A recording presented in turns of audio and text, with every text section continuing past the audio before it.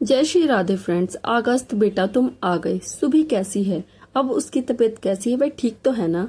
कहाँ है वह? तुम्हारे साथ नहीं आई? तुमने तो कहा था कि अस्पताल से आज उसे डिस्चार्ज मिलने वाला है, तो तुम उसे लेकर क्यों नहीं आए? मदन काका पीछे देखते हैं पर शुभी वहां पर नहीं थी।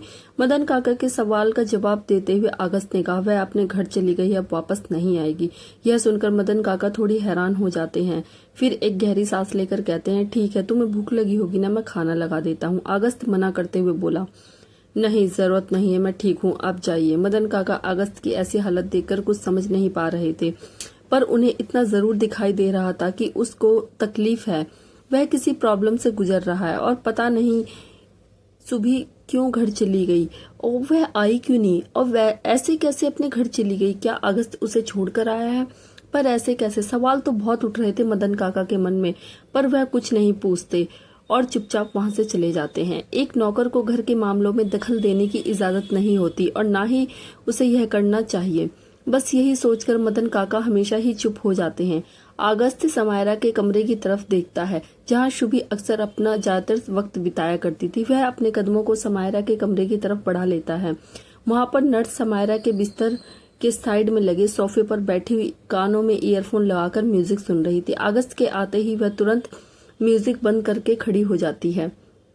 जी सर, आपको कुछ चाहिए? अगस्त उस नर्स से बोला। हाँ, थोड़ी प्राइवेसी चाहिए अपनी बहन के साथ। नर्स अगस्त की बात को समझते हुए तुरंत कमरा छोड़कर चली जाती है। अगस्त अपने बिस्तर पर बेजान सी पड़ी बहन की तरफ देखता है और उसे इस हाल में देख हमेशा की तरह बहुत तकलीफ होती है। वह जाकर अपनी बहन के पास बैठ जाता है और उसके हाथ को अपने हाथों में लेकर प्यार से सहलाने लगता है।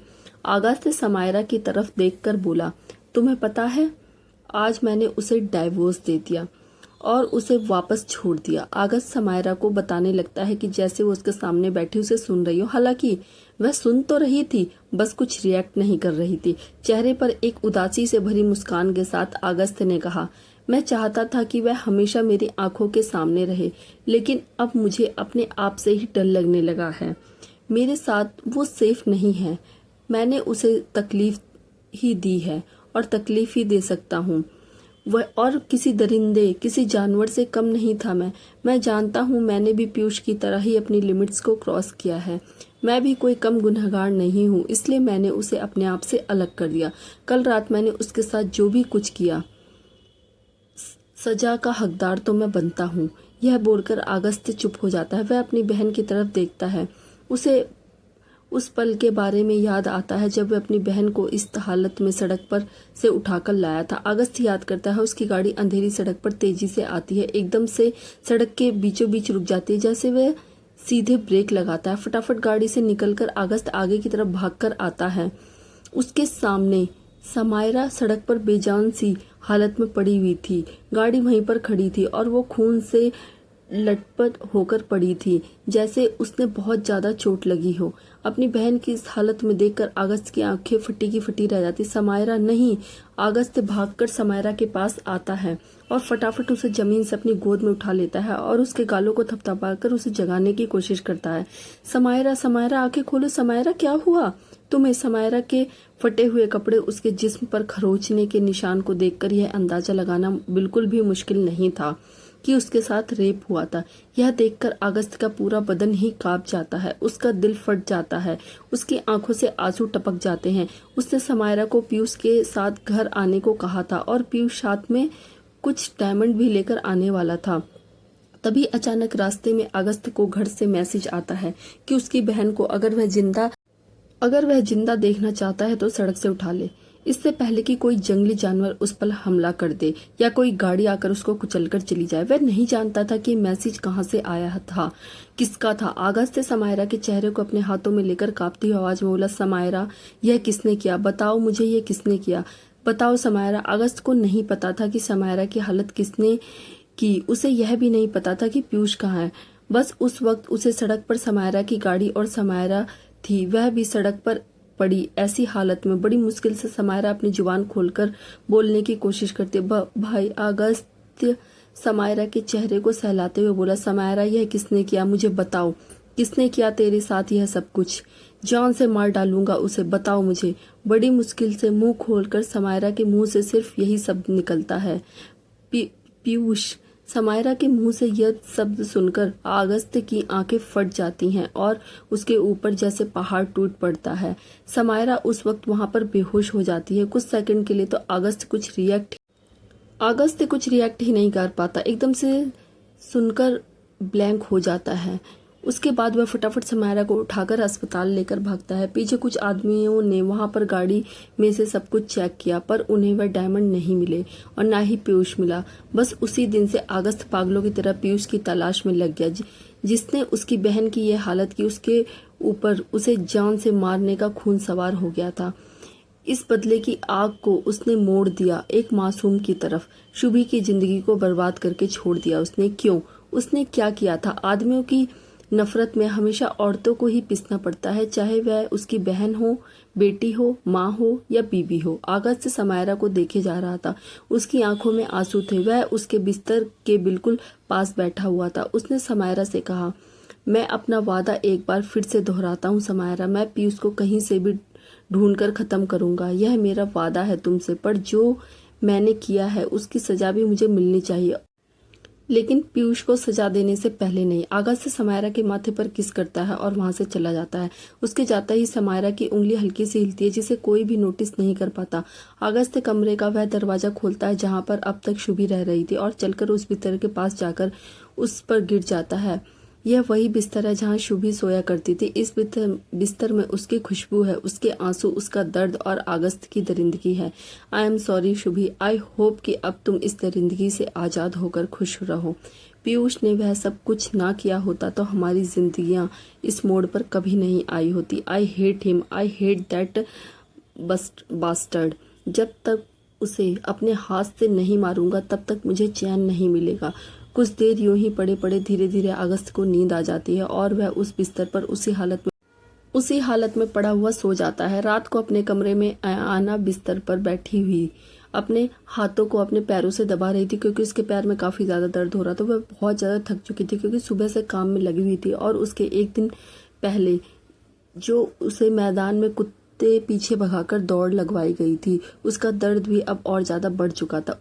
उसके पैर जैसे सुन्न पड़ चुके थे। अलीशा अपने डॉल को अपने हाथों में लेकर बिस्तर पर बैठी हुई बेचारी सी नजरों से अयाना को देख रही थी। दीदी आपको बहुत दर्द हो रहा है क्या? अयाना हल्के हल्के अपने पैरों को दबाते हुए अलीशा से बोली, नहीं मैं ठीक हूँ, तुम सो जाओ, बहुत लेट हो गया है, तुम्हें नींद आ रही है तो तुम्हें सो जाना चाहिए। अयाना देखती है कि अलीशा की आंखें थोड़ी थोड़ी बंद होने लगी थी, क्योंकि वाकई में उसे नींद आ रही थी। अलीशा मना करते हुए बोली, नहीं आपको इतना दर्द हो रहा है तो मैं कैसे सो सकती हूँ?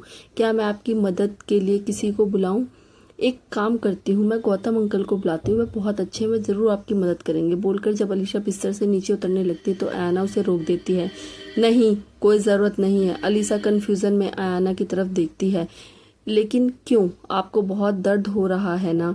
आपको दवाइयों की जरूरत है, अंकल आपको दवाइयाँ देंगे तो आप ठीक हो जाओगे। अयाना एक गहरी सांस लेते हुए बोली, देखो यह सिर्फ थोड़ी देर का दर्द है, क्योंकि मैं बहुत काम किया है ना, इसलिए मैं थक गई हूँ, यह ठीक हो जाएगा, तुम्हें चिंता करने की कोई ज़रूरत नहीं है। आओ तुम यहाँ पर लेट जाओ। अयाना अलीशा को अपने बगल में आकर लेटने का इशारा करती है। अलीशा चुपचाप अयाना के बगल में जाकर लेट जाती है और अयाना प्यार से उसके सर को सहलाने लगती है। अयाना दीदी, डेविल अंकल बहुत बुरे हैं ना? अयाना हल्का सा हाँ में अपना सर हिला देती है। अलीशा कुछ सोचते हुए बोली, मुझे तो समझ में नहीं आता कि वह कैसे हैं, कभी कभी इतने अच्छे बन जाते हैं। उन्होंने मुझे बहुत सारी चॉकलेट दी, बहुत सारे खिलौने दिए, हमेशा मुझसे बहुत प्यार से बात करते हैं, लेकिन वह आपके साथ ऐसी बातें क्यों करते हैं? वह आपको इतनी पनिशमेंट क्यों देते हैं? अयाना अलीशा के सर पर हाथ फेरते हुए बोली, तुम इन सब के बारे में ज्यादा मत सोचो। वह तुम ऐसे ट्रीट कर रहा है क्योंकि तुम बच्ची हो, लेकिन उसने उस छोटे से बच्चे के साथ जो किया, उसके बाद मुझे लगता नहीं कि उसके दिल में बच्चों के लिए भी रहम हो सकता है। पता नहीं वह तुम्हारे साथ इतना नरमी से क्यों पेश आ रहा है। अयाना को वो पल याद आता है जब उस डेविल ने एक नवजात से बच्चे को आग के जलते हुए ड्रम में डाल दिया था और उसके मम्मी पापा को जिंदा जला दिया था। वह लम्हा याद करके ही अयाना का खून खौलने लगता है कि आखिर कोई किस कदर तक घटिया हो सकता है। कोई इतना बड़ा डेविल कैसे हो सकता है? उसके बाद अलीशा ने अयाना से कहा, अब हम यहाँ से कैसे भागेंगे दीदी? यह डेविल अंकल हमें यहाँ से कभी नहीं भागने देंगे। और गौतम अंकल तो इतने अच्छे हैं, वह हमारी मदद क्यों नहीं कर रहे? क्या उन्हें भी डेविल अंकल से डर लगता है?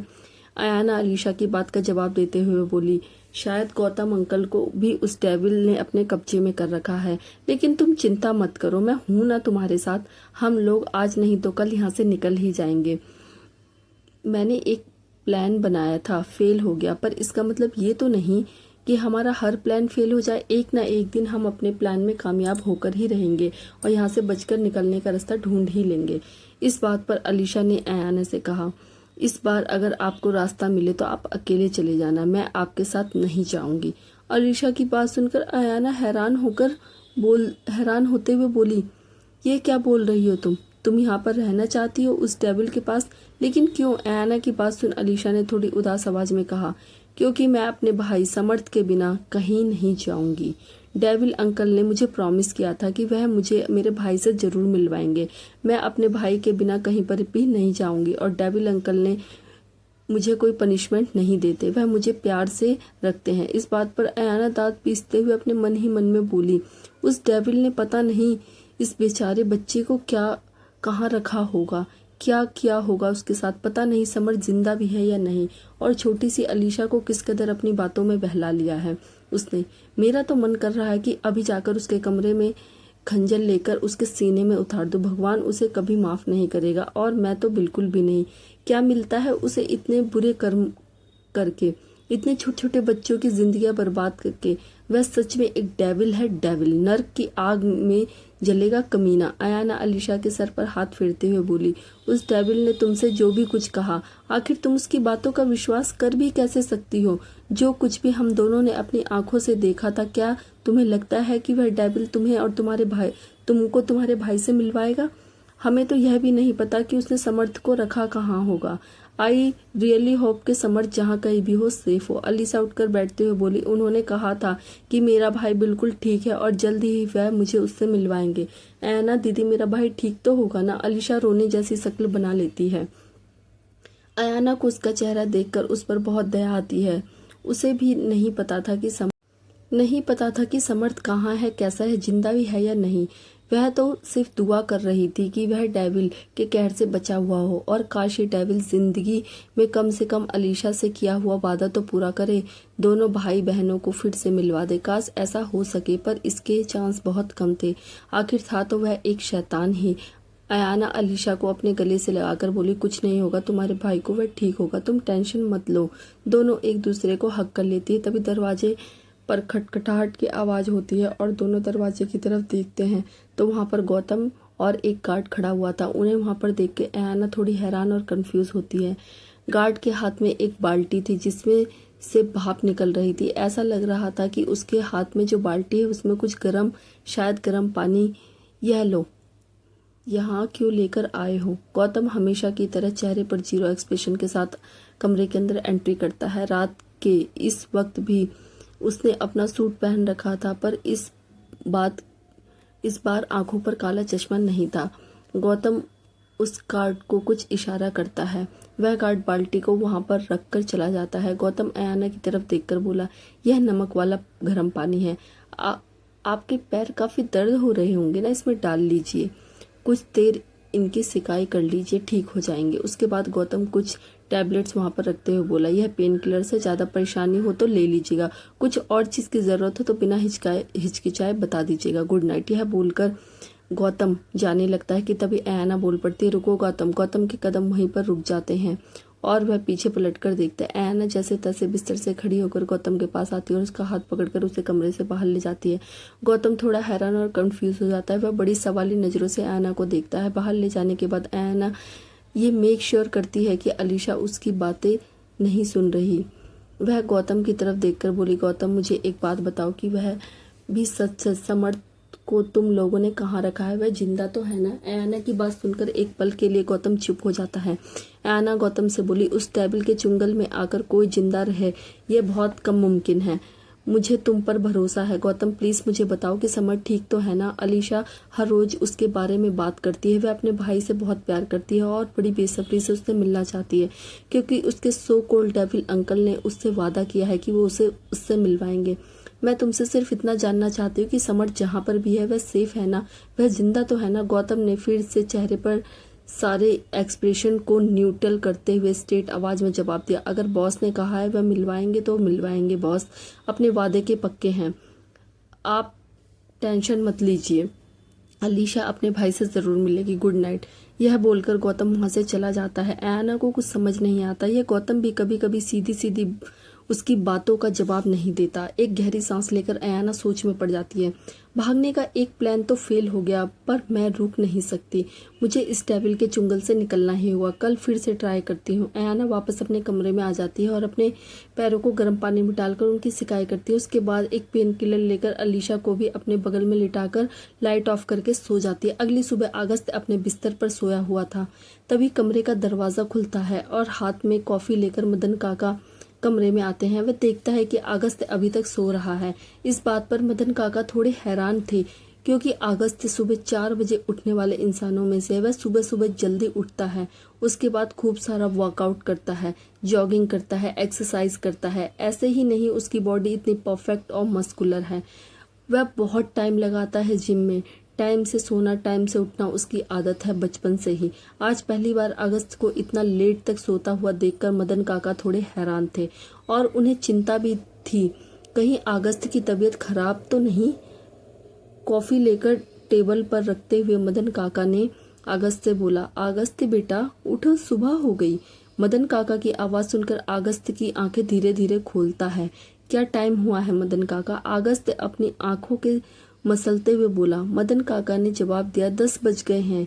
यह सुनकर एकदम से अगस्त चौंक जाता है। क्या 10 बज गए? वह दीवार पर लगी घड़ी से टाइम देखता है। वाकई में 10 बज चुके थे। अगस्त हैरान था, मैं इतनी लेट तक कैसे सो गया?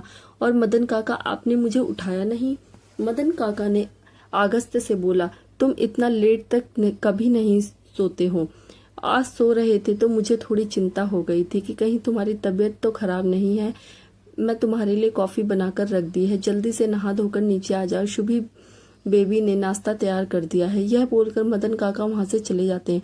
अगस्त बिस्तर से खड़ा होकर बाथरूम की तरफ जाने लगता है कि तभी अचानक उसके दिमाग में कुछ खटकता है और उसके कदम रुक जाते हैं। 1 मिनट, किसने नाश्ता तैयार कर दिया? अगस्त दरवाजे की तरफ देखता है, लेकिन मदन काका जा चुके थे। उसे क्लियरली मदन काका के कहे गए एक एक शब्द का ध्यान था। उसे बिल्कुल याद था, मदन काका ने अभी अभी कहा कि शुभी बेबी ने नाश्ता तैयार कर दिया है। शुभी? उसके बाद अगस्त अपने सर को 4-5 बार हिलाते हुए बोला, लगता है मैं अभी तक नींद में ही हूँ, मैंने ही कुछ गलत सुन लिया होगा। शुभी को तो मैं कल रात उसके घर छोड़ आया, वो भला वापस क्यों आने लगी? एक गहरी सांस लेकर अगस्त बाथरूम में जाता है। नहा धोकर फ्रेश होने के बाद वह कॉफी पीता है और उसके बाद चेंज करके सीढ़ियों से उतरता हुआ नीचे हॉल में आता है। वह फोन पर बात कर रहा था। हाँ, मैं बस थोड़ी देर में ऑफिस पहुंच रहा हूँ। हाँ, मुझे पता है आज मुझे थोड़ा लेट हो गया, इम्पोर्टेंट मीटिंग है, मैं पहुंच रहा हूँ। तब तक तुम सब तैयारियां कर लो, मीटिंग में अभी काफी टाइम है, मैं टाइम से पहुंच जाऊंगा, डोंट वरी। यह बोलकर अगस्त फोन कट कर देता है। वो जाकर डाइनिंग टेबल पर बैठ जाता है। मदन काका, ब्रेकफास्ट लगाइए जल्दी से, मुझे ऑफिस के लिए लेट हो रहा है। तभी उसके सामने ब्रेकफास्ट की प्लेट रख दी जाती है। थैंक्स। अगस्त प्लेट को अपनी तरफ सरकाता है। तभी उसे वह हाथ जो थाली के नीचे रखे गए हैं ध्यान में आते हैं। वह हाथ मदन काका के तो नहीं थे, वह तो एक लड़की। अगस्त तुरंत पलटकर देखता है तो शुभी किचन की तरफ जा रही थी। शुभी को वहां देखकर अगस्त बहुत ज्यादा हैरान था। वह नॉर्मल जीन्स टॉप में हमेशा की तरह खुले बालों के साथ शुभी काफी खूबसूरत लग रही थी, बिल्कुल वैसे ही जैसे वह शादी से पहले हुआ करती थी। आज उसने कोई साड़ी नहीं पहन रखी थी। शुभी को यहाँ देख अगस्त हैरान था। कुछ सेकंड तो उसे अपनी आंखों पर यकीन ही नहीं हो रहा था। वह होश में आता है तो देखता है कि वाकई में शुभी उसकी आंखों के सामने है। अगस्त तुरंत खड़ा होकर शुभी के पीछे जाता है। वह शुभी जो किचन की तरफ बढ़ रही थी। अगस्त हैरान होकर शुभी से पूछता है, तुम यहाँ क्या कर रही हो? तुम्हें तो मैं तुम्हारे घर छोड़ आया था ना, फिर यहाँ पर क्यों आई हो? शुभी अगस्त की बातों का कोई जवाब नहीं देती और किचन की तरफ बढ़ जाती है।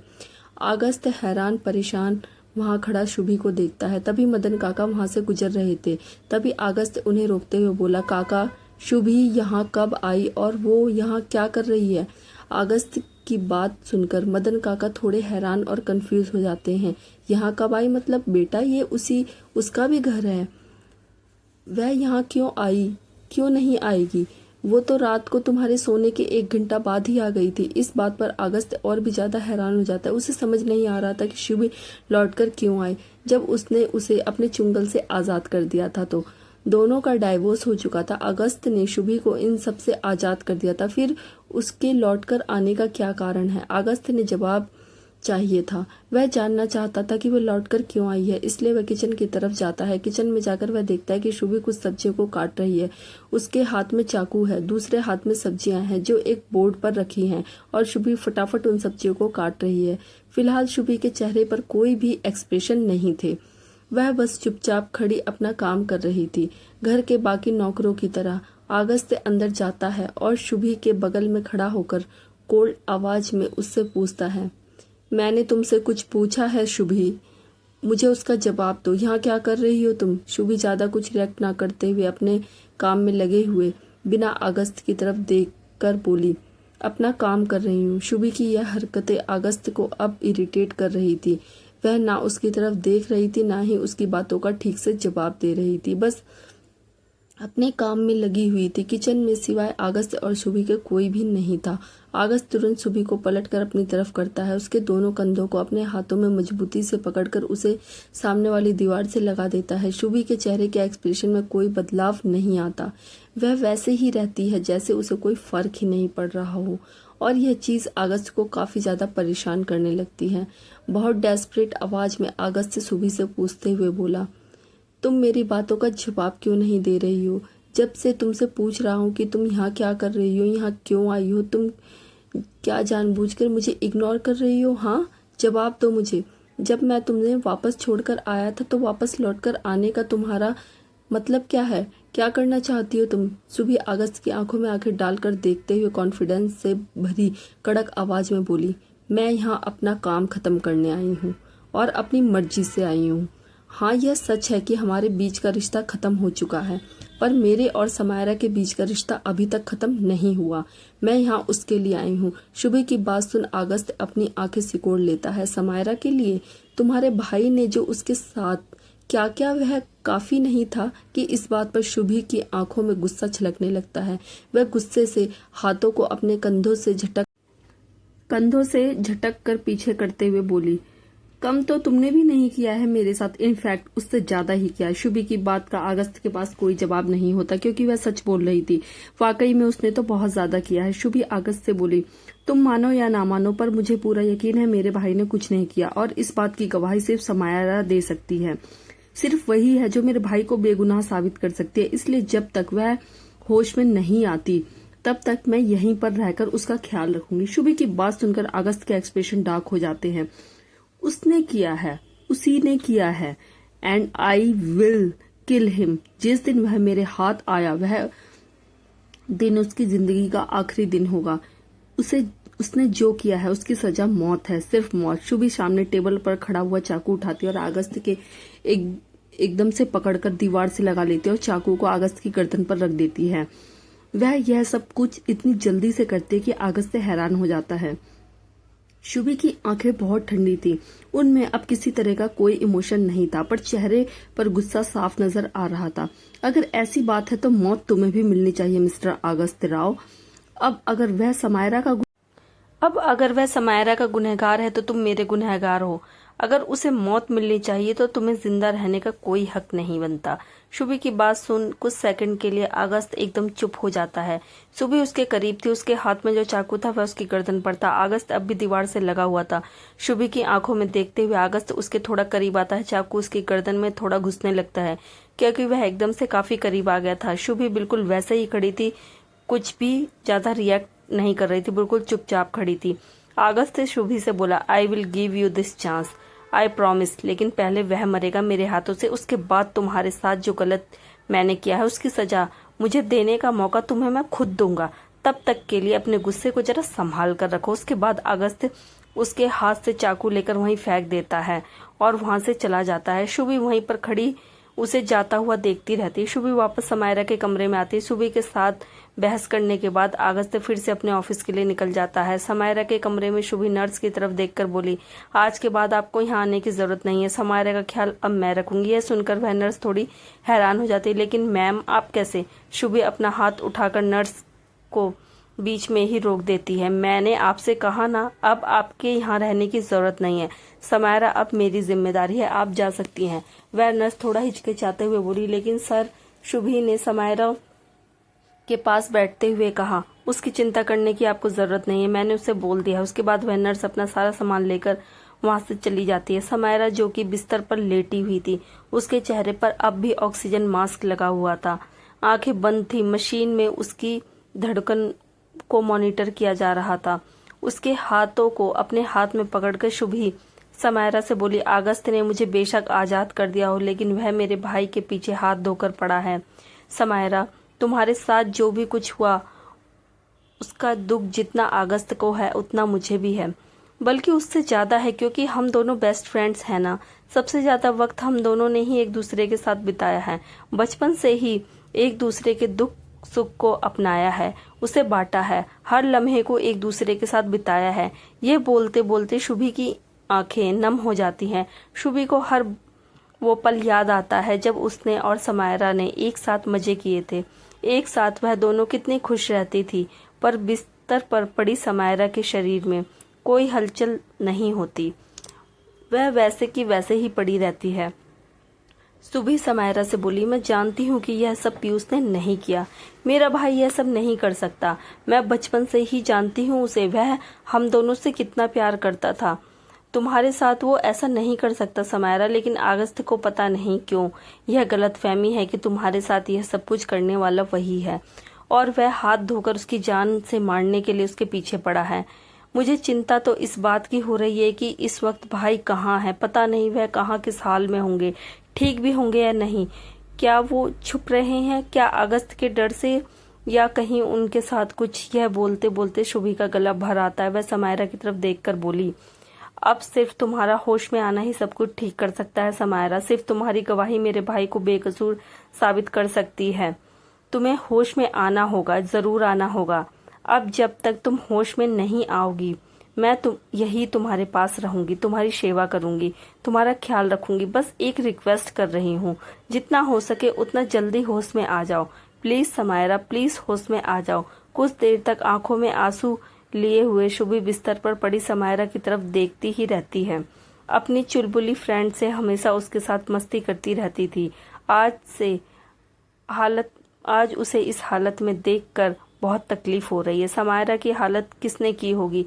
जिसने भी की होगी वह जानती थी कि अगस्त उसे बख्शेगा नहीं, पर वह पीयूष तो बिल्कुल नहीं हो सकता। कौन है वह और क्यों किया उसने यह सब? बहुत सारे सवाल थे जो उसके दिमाग में चल रहे थे इस वक्त। जवाब सिर्फ वक्त और हालातों के पास थे। सही वक्त आने पर हर सवाल का जवाब मिलने वाला था। कबीर डोगरा के बड़े से बंगले में अयाना भागने की पूरी प्लानिंग कर चुकी थी। अयाना कमरे से निकलकर अपने मन ही मन में पूरे दृढ़ संकल्प के साथ बड़बड़ाई, आज तुम्हें किसी भी हाल में इस डेविल के चुंगल से निकलना है अयाना, चाहे कुछ भी हो जाए, इस डेविल के हाथों में नहीं आना। आज तो मैं यहाँ से निकलकर ही रहूंगी। मुझे बहुत सावधानी से एक एक कदम फूक फूक के रखना होगा। कदम कदम पर उस डेविल की नजरें हैं, कैमरे, उसके सिक्योरिटी गार्ड्स हैं। इन सबको चकमा देकर निकलना आसान नहीं होगा, पर मैं जरूर करूंगी।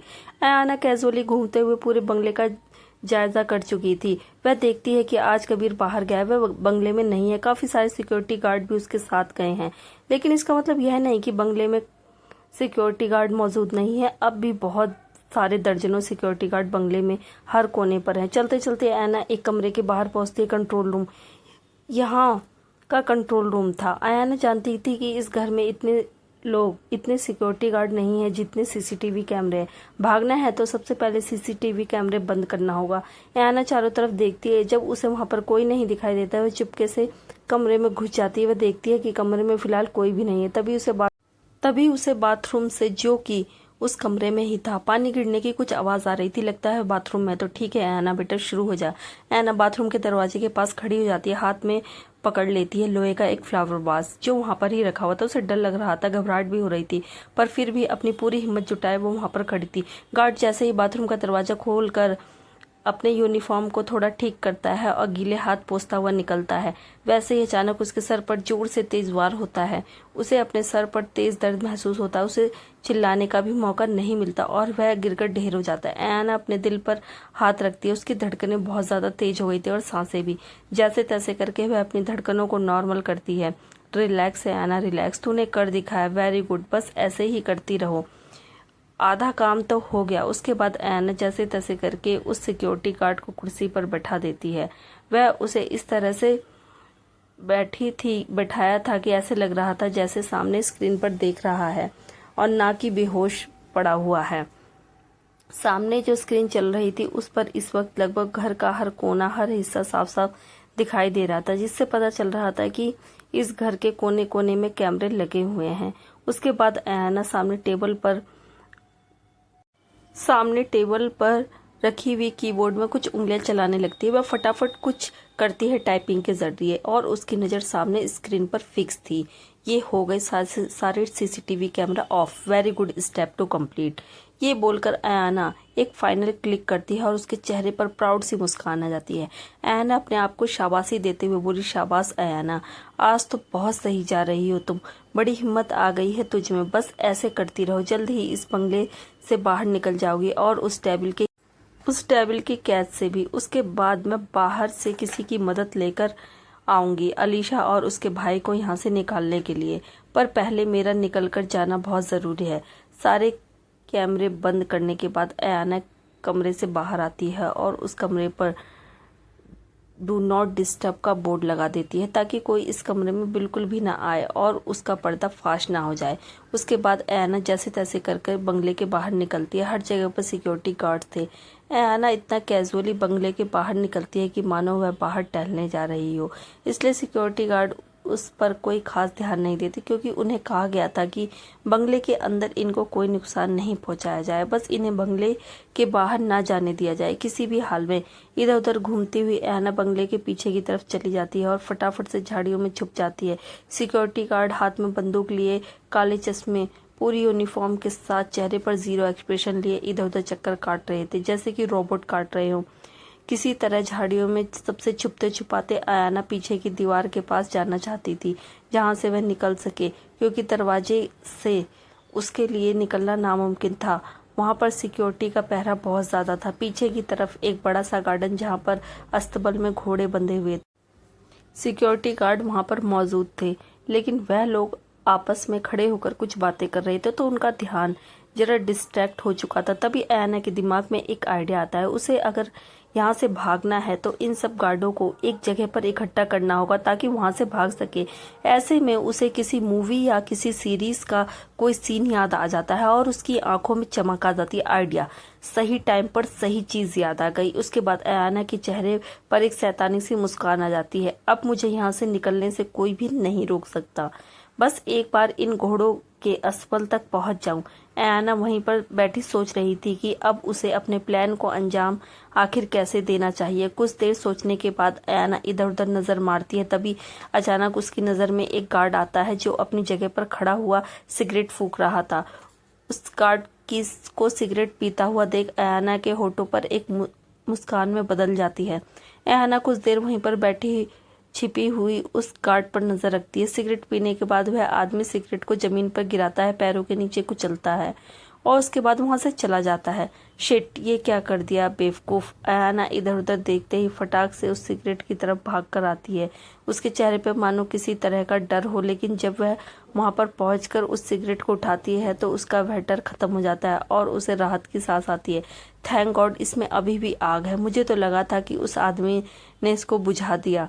उसके बाद आयाना वापस उसी जगह पर पहुंचती है, वो भी सिगरेट को संभालते हुए। उसमें बची हुई थोड़ी सी चिंगारी बुझनी नहीं चाहिए। वहां पर पहुंचकर उन गार्डों की तरफ देखती है जो वहां पर पहरेदारी कर रहे थे। कम ऑन, अब यहीं पर खड़े रहोगे क्या? जाओ यहाँ से, अगर तुम लोग नहीं जाओगे तो मैं अपने प्लान को अंजाम कैसे दूंगी। ऐना इरिटेट हो रही थी, उसके पास इंतजार करने के अलावा कोई रास्ता भी नहीं था। ऐना एक दो गहरी सांस लेकर अपने आप से बोली, रिलैक्स ऐना रिलैक्स, थोड़ा सब्र कर, इतनी जल्दबाजी करेगी तो पकड़ी जाएगी बेवकूफ। वह अपने आप को ही डांटने लगती है, लेकिन अपने हाथ में से उस सिगरेट को देखकर थोड़ी चिंता में आ जाती। सिगरेट की आग बुझने ही वाली है, यह आग बुझ जाए इससे पहले अपने काम को अंजाम देना होगा, वरना यहाँ से निकलूंगी कैसे। कितनी मुश्किल से आज परफेक्ट अपॉर्चुनिटी हाथ में आई है। ऊपर से कंट्रोल रूम के गार्ड को भी मैंने बेहोश कर दिया है। आई रियली होप कि मेरे यहाँ से भागने से पहले वह होश में ना आ जाए, वरना मेरे लिए तो बहुत बड़ी मुसीबत खड़ी हो जाएगी। अयाना ने भागने का प्लान तो बना लिया, यहाँ तक कि काफी पड़ाव पर पार भी कर चुकी थी। उसे डर लग रहा था, क्योंकि उस टेबल का ख्याल आते ही उसके सीने में उसके लिए जो डर दफन था वह उभरने लगता है। हाँ, यह बात अलग है कि वह उस टेबल के सामने पूरी ब्रेव शेरनी होने की कोशिश करती है। उसे दिखाती है कि उसे घंटा फर्क नहीं पड़ता उस टेबल से, और ना ही वह उससे डरती है। पर असल बात तो यह है कि जब डेविल उसकी आंखों के सामने आता है तो उसकी फटके चार हो जाती थी। कुछ देर इंतजार करने के बाद फाइनली अयाना के सब्र का फल उसे मिलता है। वह दोनों गार्ड्स वहां से बाथरूम की तरफ चले जाते हैं। अब वहां पर कोई नहीं था। अयाना चारों तरफ देखती है, और जब उसे लगता है कि कोई वहां पर नहीं है तो वह फटाफट भागकर घोड़े के अस्तबल में पहुंच जाती है। जैसा कि उसने सोचा था कि वहां पर बहुत सारी सूखी घास पड़ी हुई थी, बहुत सारे घोड़े खड़े थे जिन्हें रस्सियों से बांधा गया था और जो चारा खा रहे थे। अयाना उस जलती हुई सिगरेट को एक सूखे घास के बंडल के बीच में दबा देती है और फिर से फूंक मारने लगती है। जल्द ही सूखी घास से जलती हुई सिगरेट में से आग पकड़ लेती है और उस घास में हल्की हल्की आग लग जाती है। अयाना उन घोड़ों को देखती है जो बड़ी मासूमियत के साथ वहां खड़े अपने चारा खा रहे थे। बेचारा सा मुंह बनाकर अयाना बोली, आई एम सॉरी कि तुम लोगों की जान खतरे में डाल रही हूँ। मैं जानती हूँ कि तुम लोगों को कुछ नहीं होगा, कुछ नहीं होने देंगे ये लोग, लेकिन अगर मुझे यहाँ से भागना है तो मुझे यह काम करना ही होगा, वरना वो लोग मुझे पकड़ लेंगे। यहाँ मेरे साथ क्या करेंगे, खास करके तुम्हारा वह बॉस। उसके बाद अयाना देखती है कि आग थोड़ी बढ़ने लगी है। मुझे माफ कर देना, बाय बाय। घोड़ों को बाय बाय बोलकर उसने माफी मांग ली। अयाना वहां से भागकर फिर से एक कोने में जाकर छुप जाती है, जहां पर किसी की भी नजर ना पड़े। जल्द ही जब आग जरूरत से ज्यादा बढ़ जाती है तो घोड़े जोर जोर से आवाज करने लगते हैं। अचानक धुआं तेज हो जाता है। सूखी घास देखते ही देखते आग की लपटों में घिर जाती है और जलने लगती है। जब एक गार्ड वहां के चक्कर लगाने आता है तो अचानक उसे वह सब दिखाई देता है। घोड़े की तेज आवाज सुनकर वह गार्ड भागे भागे वहां आता है। ओ माय गॉड, आग लग गई। घोड़े इतना तेज चिल्लाने लगते हैं कि सारे गार्डों का ध्यान अपनी तरफ खींच लेते हैं। गार्डों को जब यह लगता है कि कुछ गड़बड़ है तो वह भागकर अस्तबल की तरफ जाते हैं तो उन्हें भी दिखाई देता है कि घोड़े के अस्तबल में आग लग गई है। अस्तबल में आग लग गई और ये आग बढ़ती ही जा रही है। मिनट में गार्ड्स आकर इकट्ठा हो गए। अयाना अपने आप को बंगले के पीछे दीवार की सहारे खड़ी थी। गार्ड्स देखते ही देखते वहां पर इकट्ठा हो गए और पानी की बाल्टियां भर भर के वहां पर लेकर आने लगे।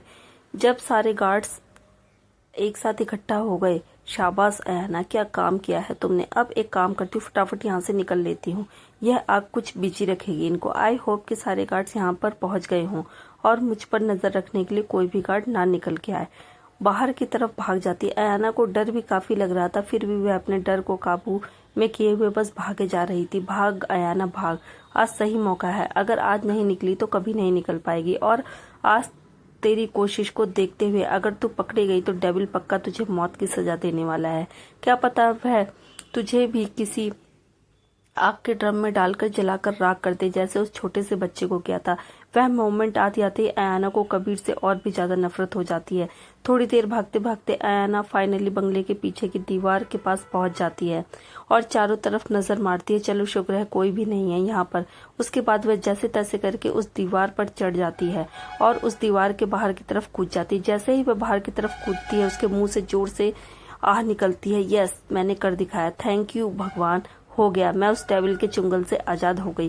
अयाना सड़क पर भागने लगती है। अयाना लगभग 10 मिनट तक बहुत तेज और बहुत दूर तक भाग जाती है। वह बार बार पीछे पलटकर देख रही थी कि कहीं वह लोग उनका पीछा तो नहीं कर रहे, लेकिन उसे राहत की सांस आती है, यह देखकर कि वह अकेली ही भाग रही, वहां पर कोई उसका पीछा नहीं कर रहा था।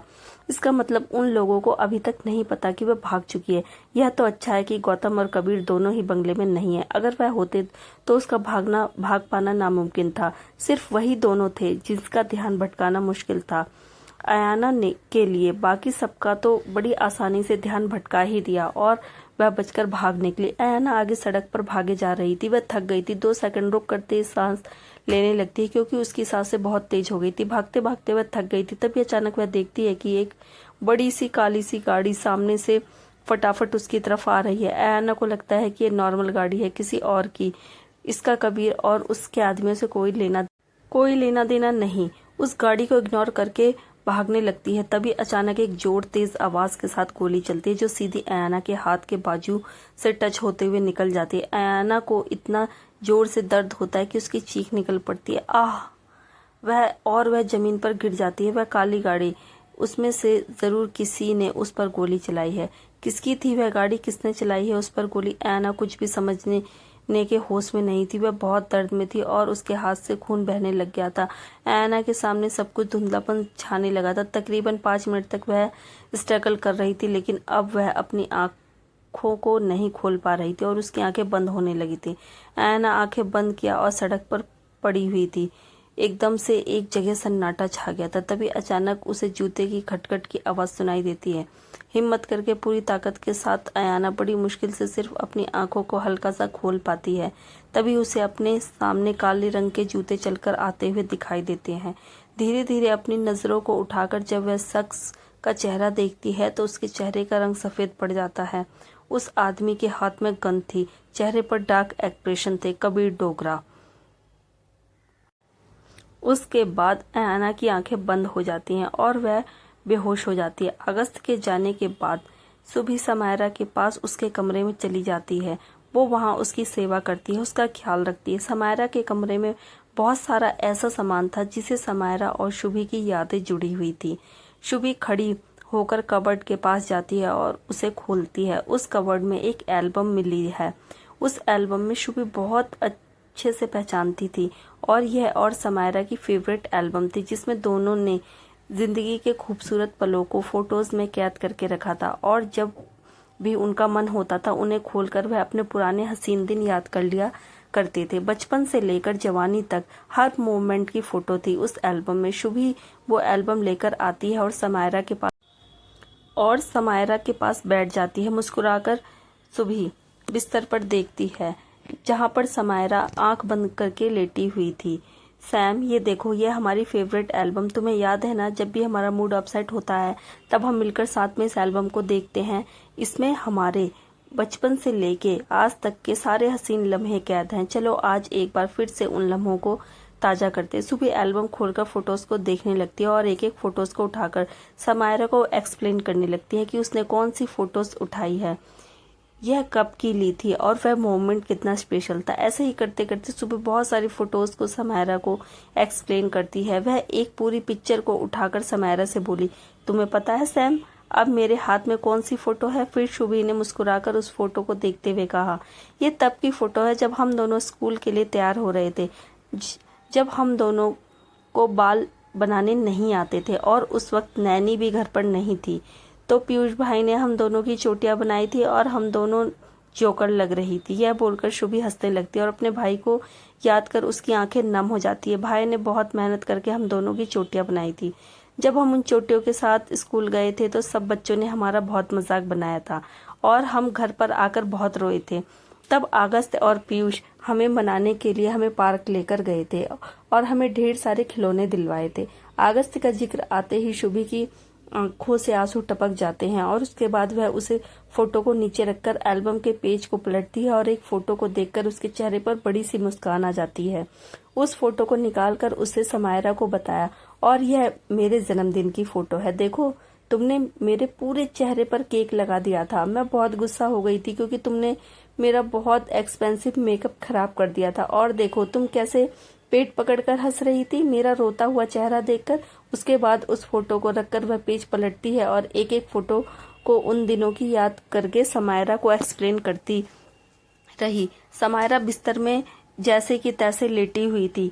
आंखें अभी बंद थी, मशीन की आवाज नॉर्मल लग रही थी। तभी अचानक शुभी का हाथ एक छोटे से एनवलप पर पड़ता है जो कि उस एल्बम में उसके कवर के अंदर छुपा हुआ था।